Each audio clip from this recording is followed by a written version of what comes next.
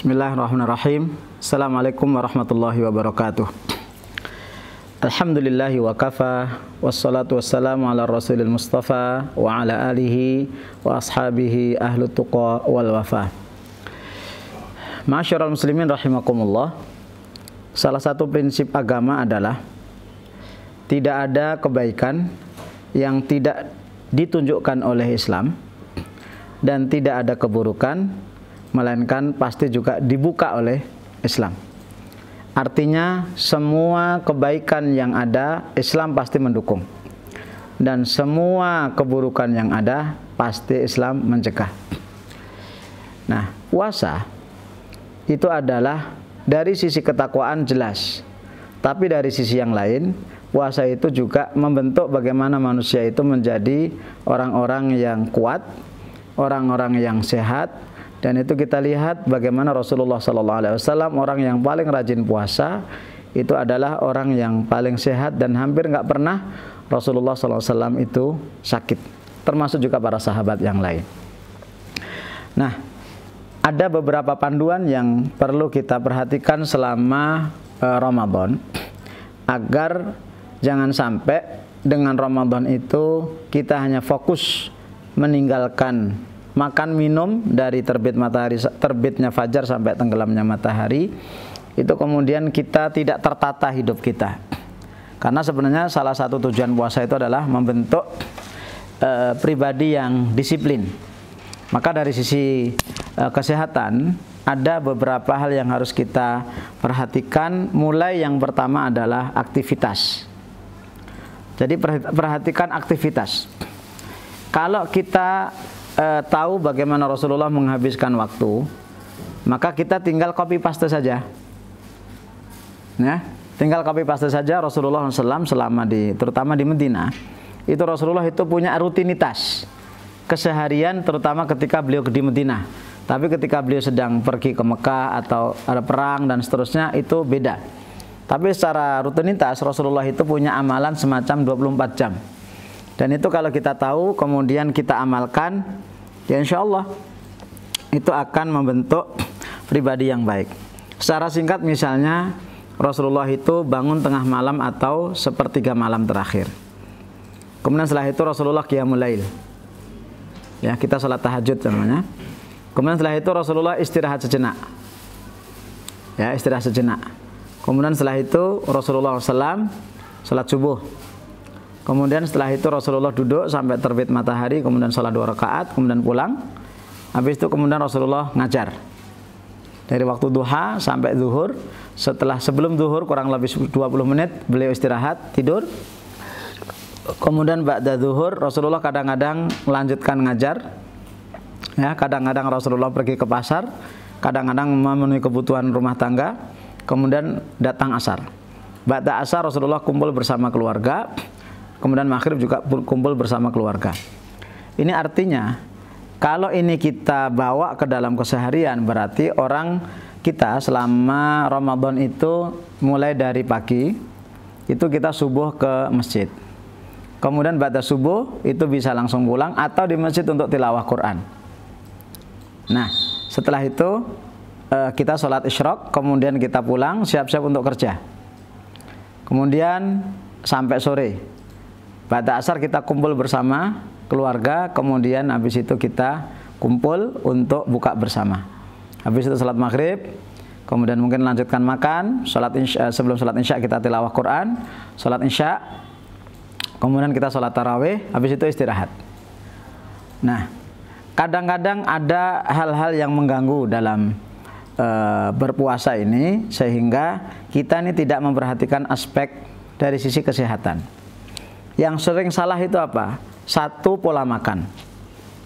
Kita ini kalau Ramadan itu kadang-kadang siang jadi malam, malam jadi siang. Nah, padahal seharusnya tidak seperti itu. Nah, maka perhatikan panduannya. Satu, kalau sahur. Sahur itu yang paling baik adalah mengakhirkan kurang lebih 20 menit sebelum azan subuh. Kemudian begitu kita sahur, coba praktekkan. Sahurlah dengan kurma 3 atau 5 biji. nggak usah pakai makan nasi.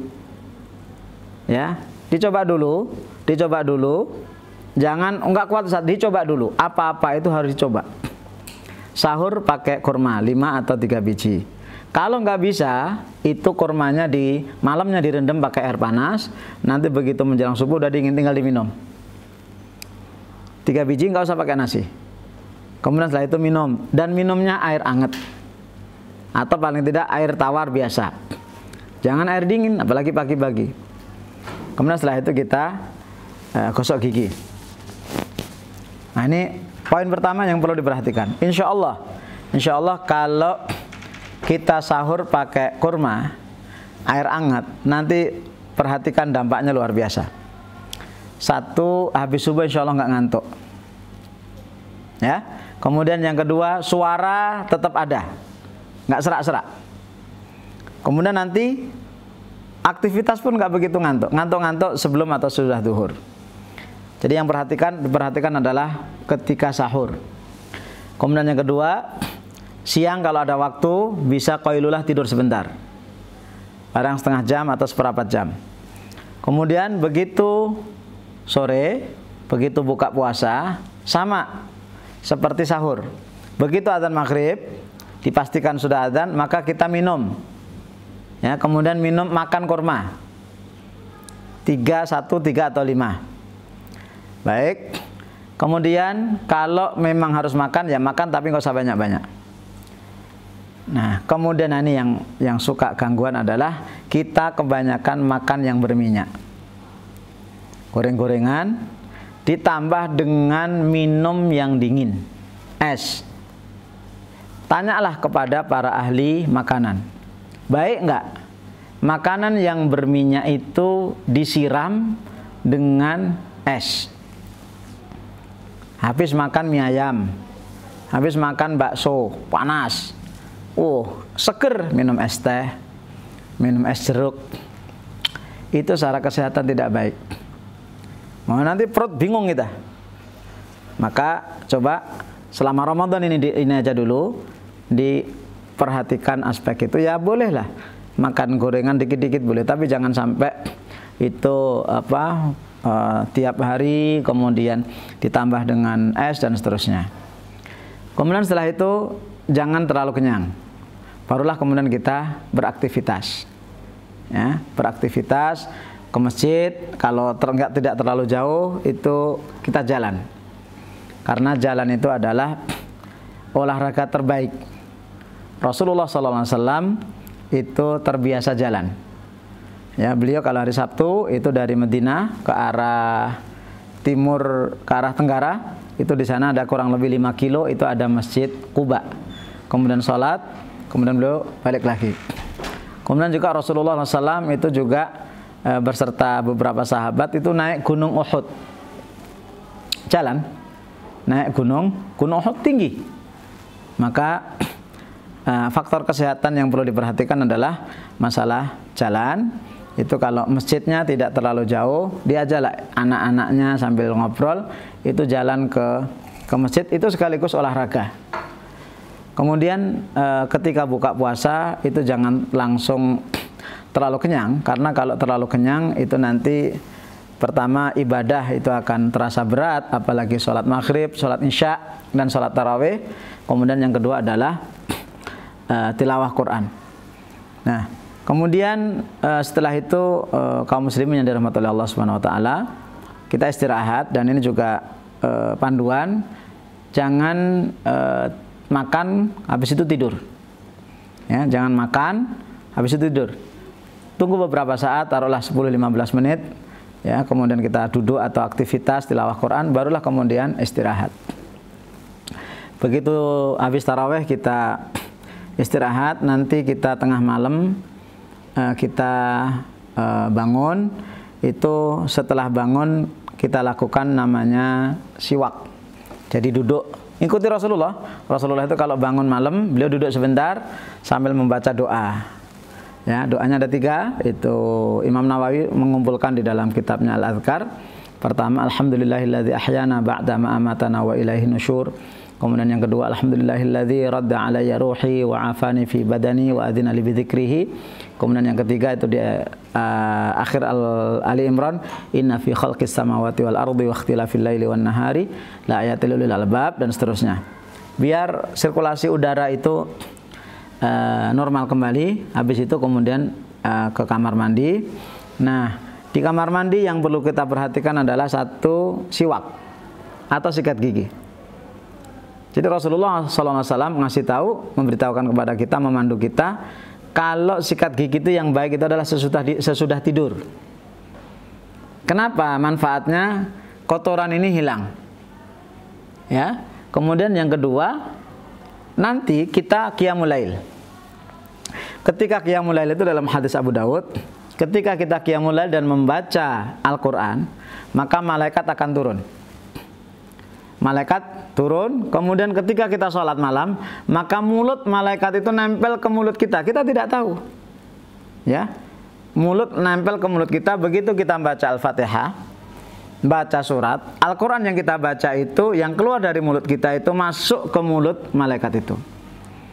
Dan mulut kita yang habis siwakan atau sikat gigi itu fresh, bagus, minimal tidak ada bau.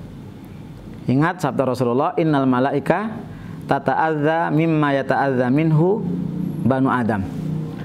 Malaikat itu merasa sakit, merasa terganggu seperti terganggunya manusia. Kita kalau ada orang bicara kemudian bau mulutnya itu tidak enak, mesti terganggu. Malaikat juga begitu. Maka perhatikan sebelum sholat malam itu kita sikat gigi. Kemudian qiyamul lail itu adalah juga bagian daripada olahraga. Kemudian setelah itu kaum muslimin yang dirahmati oleh Allah, nanti kalau ada waktu sebentar kita bisa menggunakan untuk istighfar, atau kalau memang kecapean bisa tidur sebentar. Nah, cuma kalau biasanya kalau Ramadan itu kita langsung nyambung dengan sahur. Bagaimana dengan olahraga? Ya, olahraga selama Ramadan tidak masalah. Ya, tapi olahraga yang ringan-ringan saja. Tadi pertama jalan sehat. Ya, habis subuh kalau mau jalan-jalan ya sekedarnya, jangan sampai nanti kelelahan kemudian kita malah justru bermasalah. Maka selama Ramadan yang perlu dijaga pertama adalah pola keseharian kita, pola istirahat, pola kerja. Kemudian yang kedua pola makan. Ya, pola makan itu perhatikan kuncinya di sahur dan buka. Yakini ini, Rasulullah nggak mungkin salah dan nggak ada yang kebetulan dari Rasulullah SAW. Kemudian yang ketiga adalah pola olahraga. Ya, pola olahraga ini bisa ada olahraga ringan, ya mungkin jalan-jalan bersama keluarga, atau memang kita ke masjid jalan, atau nanti mungkin olahraga ringan yang tidak begitu memporsir tenaga. Dan jangan sampai olahraganya misalnya ba'da tarawih, olahraganya itu memporsir, ya kemudian kelelahan, kemudian malam nggak bisa qiyamul lail, itu nanti kita akan ya rugi. Maka ini beberapa poin yang bisa kita praktekkan, dan yakin satu saja, laqad kana lakum fi rasulillahi uswatun hasanah. Sungguh ada teladan bagi Rasulullah SAW, ya dalam diri Rasulullah SAW, teladan untuk kalian. Maka kita teladani yang bisa kita teladani. Cara istirahat Rasul, cara buka Rasul, cara sahur Rasulullah SAW, ya dengan sedikit ya kita mengadopsi apa yang kita lakukan sehari-hari, itu kita lakukan, insya Allah itu akan menjadi keberkahan bagi kita. Maka kita lihat dalam sejarah itu Rasulullah SAW hampir nggak pernah sakit. Beliau sakitnya adalah menjelang meninggal dunia, sakit beberapa hari beliau meninggal dunia karena beliau betul-betul memperhatikan aspek itu. Mudah-mudahan bermanfaat dan mudah-mudahan Allah Subhanahu wa taala menjaga kita sehingga kita bisa memaksimalkan Ramadan itu dengan kebaikan-kebaikan. Aqulu qouli hadza wa astaghfirullahi wa lakum. Assalamualaikum warahmatullahi wabarakatuh.